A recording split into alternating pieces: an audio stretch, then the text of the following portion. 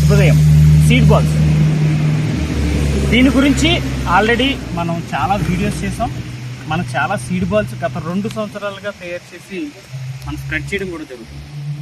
కొండల్లో కూడా స్ప్రెడ్ చేసాం, కాలగొట్లు స్ప్రెడ్ చేసాం, ఎక్కువగా నేరేడు పిక్కలు, వేప పిక్కలు, అదేవిధంగా జార్ఖండ్ నుంచి తెచ్చినటువంటి కుసుమ్ సీడ్స్, ఇలాంటి వాటిని మనం సీడ్ బాల్స్ చేయడం. ఒకసారి బాబాయ్, సో ఇది చాలా చాలా ఇంపార్టెంట్. ఎవరైనా సరే ఒక మొక్క వేయాలని ప్రతి ఒక్కరికి ఉంటుంది. వాటిని రక్షించడం కూడా చాలా కష్టమైన పని. మొక్క వేయాలంటే మనం ఎవరైనా డొనేషన్ తీసుకోవాలి, లేకపోతే ఇంకో చోట తీసుకోవాలి, లేదంటే మనం మొక్కను కొనాల్సి ఉంటుంది. గొయ్యి తీయడం, కప్పెట్టడం, ఇవన్నీ చాలామందికి కష్టసాధ్యం. ఎక్కువ వ్యాప్తిగా ఒక పక్షి ఏ విధంగా అయితే మరి అడవులను పెంచుతుందో ఆ విధంగా మనం నచ్చిన మొక్కల్ని ఇలా సీడ్స్గా తయారు చేసి, అంతరించిపోతున్న మొక్కలను సీడ్స్గా తయారు చేసి మనం స్ప్రెడ్ చేయొచ్చు. ఇవి వచ్చేసి సహజ సిద్ధమైనటువంటి ఈతపళ్ళు చెట్లు అనమాట. చెరువు గొట్లు అంట క్రమక్షయం కాకుండా కాపాడితే పక్షులు కూడా చక్కగా ఉంటాయి. ఈత చెట్లు కూడా అంతరించిపోతున్నాయి. సో ఈ సంవత్సరం ఈతపళ్ళు, అదేవిధంగా మీ దగ్గర గానుగు మొక్క ఉంటుంది, చక్కగా మీరు ఒక్క 5 నిమిషాల కింద కూర్చుంటే ఒక 100 పిక్కలు ఏరచ్చు.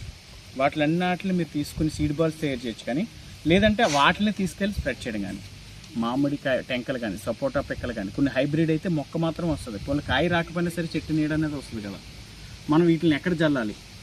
కాలువ గొట్లంట, చెరువు గొట్లంట, అదేవిధంగా రోడ్డుకి ఇరువైపులో ఉన్నటువంటి తుప్పల సైడ్ వర్షాలు పడే ముందలు జల్లితే ఇవి న్యాచురల్గా చక్కగా మొక్కలుగా ఎదిగేటటువంటి అవకాశం ఉంటుంది.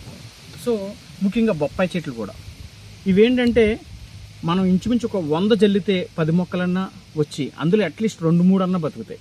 సో దయచేసి సీడ్ బాల్స్ తయారు చేయండి, స్ప్రెడ్ చేయండి, విత్తన వ్యాప్తి చేయండి.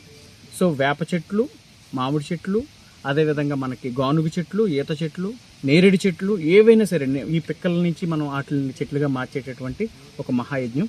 మరి సంకల్ప జూనియర్స్ ఆధ్వర్యంలో మన సేవాలయం దగ్గర మనం చక్కగా మరి ఈరోజు సీడ్ బాల్స్ కార్యక్రమాన్ని మనం ఇక్కడ నిర్వహిస్తున్నాం.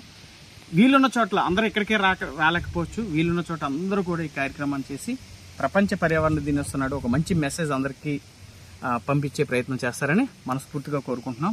జై హో అఖిల హరిత సంకల్పం, నేల తల్లి కోసం నేను సైతం. That's very nice.